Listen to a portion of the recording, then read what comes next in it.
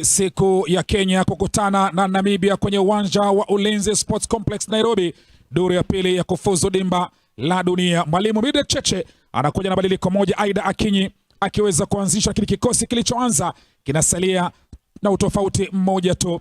Mwalimu Jacobs pia kwa upande wake anakuja na kikosi kizito kabisa, bado Sylvia Tunga pamoja na Joy Sweetness Atushe wakipewa jukumu. Captain Nancy Lebang anakuja kuhakikisha kwa mambo yanakuwa mazuri kwa upande wake. Ni siku ambayo Kenya wanataka kuweza kujiweka mahali pazuri, mahali ambapo moja kwa moja wanaweza kuingia kwenye dimba ama duru ya pili ama raundi ya pili ya kutafuta nafasi ya kufuzu dimba la dunia. Mwendo ulikuwa mrefu sana, ulikuwa mwendo wa kuhakikisha kwamba kila mmoja aste aste. Uwanja unamilikiwa na jeshi, wachezaji wa timu zote mbili wakatembea kama wanajeshi, unyo unyo, sako kwa bako. Salamu za heri njema zikaweza kupatikana hapa, kila mmoja akimwambia mwenzake kila laheri, maana mchezo wa soka mwisho wa siku ni wa marafiki na ni wa urafiki. Manahodha wote wawili, zungumzia Nancy Lebang pamoja na Beverly Awor, wakapata salamu pia na wao. Mwamuzi wa katikati ya uwanja akasema bismillahi, ngoma ikaanza vizuri kabisa kwa upande wa Kenya. Nafasi ikaweza kuletwa kwa Emily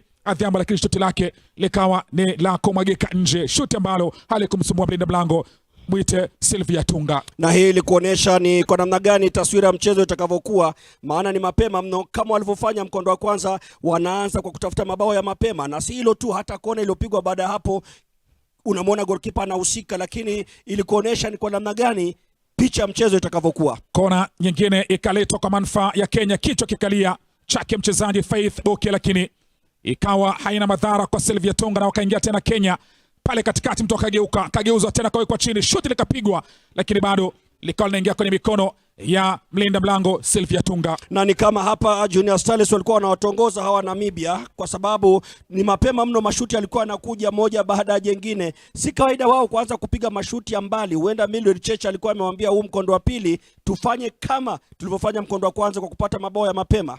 Ndakaka ile ikaweza kuwaokoa Namibia kuweza kufungwa bao kipindi cha kwanza. Shuti lilipigwa la mbali kabisa na Aida Akinyi, goalkeeper Sylvia Tunga akaweza kuchanganya, lakini kipindi cha kwanza ikawa ni Kenya 0 Namibia 0, lakini kikubwa kabisa wakarejea uwanjani timu zote mbili.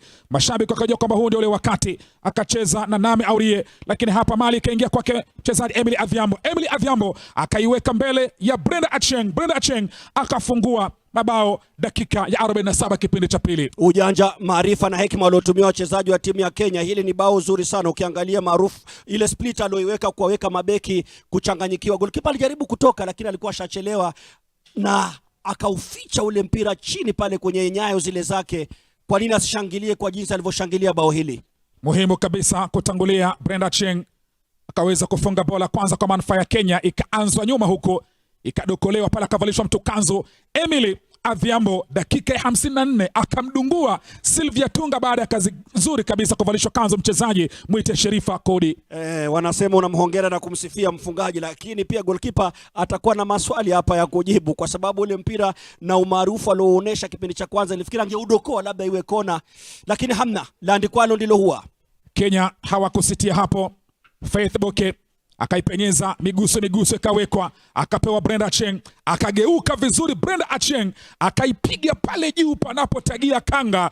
Pasi nzuri Linde Way, pasi nzuri Faith Boke, goli nzuri, bao jingine kwa Brenda Acheng. Bao zuri, bao safi. Unaweza ukahesabu pasi zilipigwa kama 6 kabla ya kufunga hili bao, kukuonesha ni bao la kikosi, bao la timu, na hili liliwahakikisha wazi kwamba tayari wamefuzu katika mashindano haya raundi ijayo. Bao zuri, na kwa hakika hilo ndilo bao ambalo nalizungumzia, bao la kikosi, bao la timu. Na densi pia ikapigwa nzuri sana, na hii pia wameifanyia mazoezi kule kambini. Hii inakuonesha hii walisubiri. Ikawekwa kwenye njia ya Gaudensia Maloba, akaipenyeza nzuri. Patience akaiweka tena kwake Brenda Acheng. Brenda Acheng naye nani, akapiga chengine kizuri, chengine ambacho moja kwa moja kinawapeleka tena Kenya kutulia. Brenda Acheng hat-trick. Gaudensia, unaona baada ya kuingia mchezoni alichokifanya ni kuisambaza ile mipira pale langoni, na wao ni kama waliyafanyia mazoezi, wakamwambia Brenda tutakutilia leo uondoke na huu mpira kwa kupiga hat-trick, na haja waangusha. Haswa kipindi cha pili walikuwa very clinical. Junior Starlets walikuwa very clinical, na hapa benchi zima la ufundi likasema kwamba inaweza.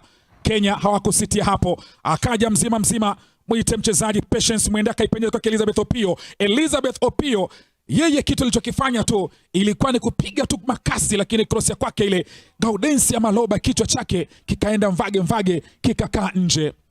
Na angefunga lile bao angekuwa anamwambia kocha mechi ijayo anza na mimi, lakini safari iliendelea. Safari ikaendelea vizuri. Opio mwenyewe akapekecha kwanza, akapekecha pili, akaingiza kwenye kijisanduku, akaachilia toba moja safi, likahesabika goli la 5 dakika ya 90+1. Kenya wakapata magoli 5-0, na hapo ni miadi dhidi ya Uganda.